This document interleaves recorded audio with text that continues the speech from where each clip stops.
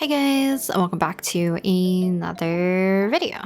So for today's little sketchbook session, I ended up already doing a sketch of Anaxa from Honkai Star Rail, as I don't know, I just am really drawn to his color palette and I just really like him as a character, so I wanted to draw him once again. But this time, even though I started drawing the sketch with the kind of like Uni Dia Color lead that I ended up using was like the red one, I switched and did the kind of like a cleaner sketch, or a sketch that's going to remain a little bit more sharper and just like stands out a little bit more with the palette Color ENO version. For some reason, the Uni Dia Color version of like the red lead is just a little bit scratchier sometimes, and I just had a hard time wanting to really commit to lines, and the palette Color ENO for the color red was a little bit more creamier, so I could kind of build up a little bit more, as well as just like lay down a nice good contrasting line versus like a scratchy line, which still, no matter how hard I pressed, was still kind of faint. So for the sketch of Anaxa, I went with something simple because I wanted to just focus on color for today, as we are going to be using colored pencils.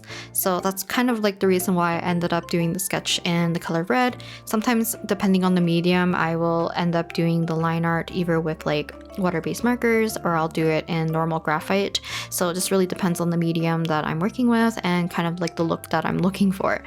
So for the colored pencils, I ended up using the Arrtx colored pencils as well as the Prismacolor version. So I kind of do a mix and match of all the colors that I kind of needed. So technically between the two brands, there is a bit of a difference, which I don't know if it's like super apparent on other paper, but sometimes I can really feel the difference when I work on this particular notebook paper. So the difference isn't really a bad thing. I definitely think for the price point, it makes sense. So the Prismacolor Premiers are always a lot more expensive and they're kind of like higher end, but I also find that they tend to wax bloom a lot easier. And the Arrtx ones have like more of like a cheaper price, but they come with a vast variety of colors, but the layering does take a little bit longer because the color payoff is just a little bit not like duller per se. I just think it takes a little bit more layering compared to the Prismacolors, but I don't find that it wax blooms as much as the Prismacolors. So I kind of do a combination of both and start to layer up, and hopefully when we need to add like much darker, richer color, I do switch over to the Prismacolor kind of version, just because they kind of produce a darker line that doesn't like really slip and slide as much compared to the Arrtx, I find, at least on this particular like smooth notebook paper. I think I'll link like a video of me using the Arrtx colored pencils a little bit differently. So typically when I work kind of like on textured paper or more a sketching mode or version of whenever I'm drawing with the colored pencils, I technically I don't know, maybe I'm like being thrown off by trying to say colored pencils instead of pencil crayons. So when I use pencil crayons, typically I actually do more of like a layering technique of just light layering, where you're trying to fill up the majority of like the white space by going over the area in very much like light layers and hopefully building up a good consistency. But other times when I used to work with Prismacolor, like mostly exclusively during like high school and university, or like early university, I did more realism, and I ended up doing kind of like the blending and burnishing technique a lot, which relied a lot on the blending capabilities of your colored pencils. So I kind of did a little bit of a mix here, but for the most part, I still keep them fairly light, and I do a lot of light layering before I start to really get into darkening any of the colors. But I don't think I really do any blending or burnishing that much for this one in particular. I will do like a comparison of a previous session that I've done and this version, because we are going to be changing up kind of like the line work portion for the most part, because I wanted more contrast in the end. So I think I mentioned earlier that I wanted to focus mostly on the color. So Anaxa's color palette is just something like I really gravitated towards. I love his hair color alongside with like the pops of red. It just like matches really well in my opinion, and it's just kind of like a color palette that I really enjoy. I mentioned this like in the past, I like like pastel green and pink together, or like a peach and a mint color, turquoise and orange, or turquoise and red, blue and like a golden yellow I really like. So it's kind of like all in the same color family, color palette as kind of choices, I guess. Because of that, I am really drawn to Anaxa's just like overall design. So I really wanted to try my best to play with the colors in a way so that I could just get to use the colors because I really like them. So while I was layering up the colors for his hair, I did end up switching between using some like yellows, then a yellowy green, and then doing like a mint green for the base. And then after that, as we get kind of like a little bit darker and try to push more of the values in his hair, I switched over to a blue and eventually kind of like a ultramarine purplish color to push it as much as I could.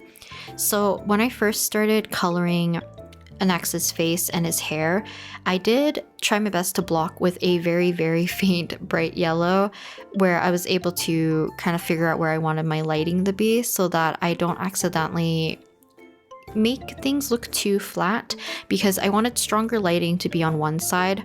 But as you can see, I will be a little bit timid when it comes to shading in the left-hand side, which is supposed to be more into shadow compared to the right-hand side. I wish I kind of pushed it a little bit more.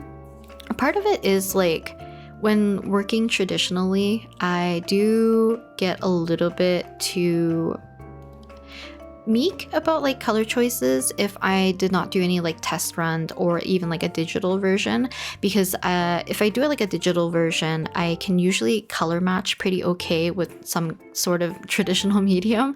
But if I'm just like going off like my head of what I think the color will look like, oftentimes it becomes a lot of like trial and error. And I kind of think like colored pencils and pencil crayons are like, they're very forgiving for the most part. But like I mentioned, for some reason on this paper, I don't know if it's like the smoothness of it or just like the type of paper that it is, it just didn't feel like it was going to take a lot of the layering that I usually like to do. So I didn't want to layer too much, accidentally put a color that I don't want and not be able to cover it up or lift it at some point. So I tried my best to darken up and kind of add more saturation to certain areas once we had the context of the hair around his face. I think usually when I start coloring like any character or a piece, I guess like if it has a character in it, I tend to start with like the face and then work towards like, I guess like general skin tone, then we work on eyes, then we work on hair, clothing, and like any background or any other area around them. And because I go in this order, I sometimes don't have the context of how dark or how saturated the hair is or how dark and saturated the background is, which causes me to not really have a point of reference when I'm coloring in the skin tone. So even though I thought like maybe it was an okay tone for the shading portion when I initially put in Anaxa's like shadow for his face, it was definitely too light. So I tried my best to darken it a little bit like every so often as I was like working on the hair, because once I started working on the hair and I added in like his little eye patch mask, I can kind of gauge how dark things were going to be, and if I really wanted to, I could probably push the shadows even more. But like I said, I was a bit timid in terms of like pushing it too far, even though it might have worked a little bit better in terms of like the actual lighting and having much more contrast between like where the bridge of his nose is and the completely left side of his face. It just would have been nice, but it'll be just another thing I can play around with if I do reattempt this at some point, or I want to like reuse this kind of like lighting situation for another headshot. If I decide to do it with colored pencil, I'll try not to be too timid about it. I forgot to mention this at the beginning of the video, but I initially was going to plan this session to be more of like real-time footage, so you guys can see how I usually work with the color pencils, even though I have like other ASMR versions that you can kind of see my full process for the most part. But the reason why it's mostly like time-lapse footage is mostly because I don't know if I was out of it, but I ended up having the camera like as a more top-down view, which is not great when it comes to filming something on a smaller scale, because my hand tends to cover the entire area. So it would have been better if I had it more directed towards the left, like I tend to do when I do sketchbook videos. Since I am right-handed, it'll be easier for you guys to see what I'm working on or like what area that I'm kind of like coloring in or sketching out, but because I have more of a top-down view, it was like most of the time my hand was covering up the area that I was working on, which makes it harder for you guys to see. And when I was like leaving it in as like real-time footage, it just spent too much time of me having my hand hovering the area. So I feel like the time-lapse version makes it look like I spend a little bit less time, so you can kind of see the overall piece come together instead of like little chunks of me covering everything. So hopefully you don't mind that the majority of the video will be in time-lapse. I do want to do another like real-time colored pencil session that has more like talking instead of like the ASMR version, since I know people tend to like one or the other, and I think I've done plenty that I've done kind of with the ASMR format, I guess. So to kind of like pull out more reds in his color palette, he does like have his eye color alongside with like the little jewel earring thing that is attached to like his little eye patch thing as well. I wanted to draw out a little bit more red by adding just like flowers and petals. I kept them super simple. For some reason, I was just not having it when I was drawing the flowers, and I don't know if it's like this usually when I do like any type of medium other than like watercolor and probably just graphite, that I tend to struggle making the flowers not look kind of like weirdly plasticky in my opinion. But here's kind of what Anaxa ended up looking like, and I think he looked okay at this point, but I wanted more contrast for the lines. So I ended up finding a ballpoint pen. So this is the Papermate, I think the Inkjoy ballpoint pen, and I'm using black this time to hopefully kind of put more contrast onto kind of like Anaxa's lines so that everything kind of pops a little bit more. I will show you guys a comparison of like a previous session so that you can kind of see whether or not you like more of a softer look and not have like any of the graphite or the red popping through, and you kind of use darker colored pencils to do the line work. It kind of creates more of like a softer look. I think also because I could not find my usual sharpener, I ended up using the sharpener that I disliked a lot because it tends to break my lead as well as it keeps it quite blunt. So I was not able to get super sharp lines when I was working with the colored pencils, and because of that, I think me switching to the ballpoint pen was actually a good choice. Not only for the contrast, but it's also just helping me create those thinner lines to make it everything look just a smidge like sharper. So yeah, I think in the future, I will definitely kind of juggle with whether or not I'll leave things looking a little bit more soft or if I want to make them a little bit more sharper and just use like a ballpoint pen or some kind of fine liner, if I can find something that will actually go on top of colored pencils, which is kind of like the issue I tend to have. So in the past, whenever I use colored pencils, I would either leave things done with like graphite or like the color palette ENO, where I will leave the lines in and slowly erase them as we work on certain sections, and eventually the colored pencils kind of will cover the area completely, and then we can do the line art with the same kind of colored pencils.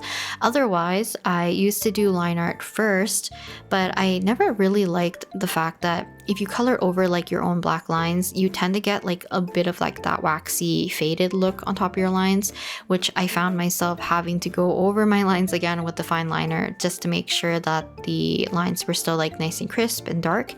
But recently, I think if I've ever added like line work to some of my traditional sketches, I gravitate towards either using the ballpoint pen, because I find it works on like pretty much a lot of the traditional medium surfaces. So like colored pencil it works on, graphite, it works on watercolors, gouache, like paint markers and all that stuff. So usually it's a safe bet for me to use.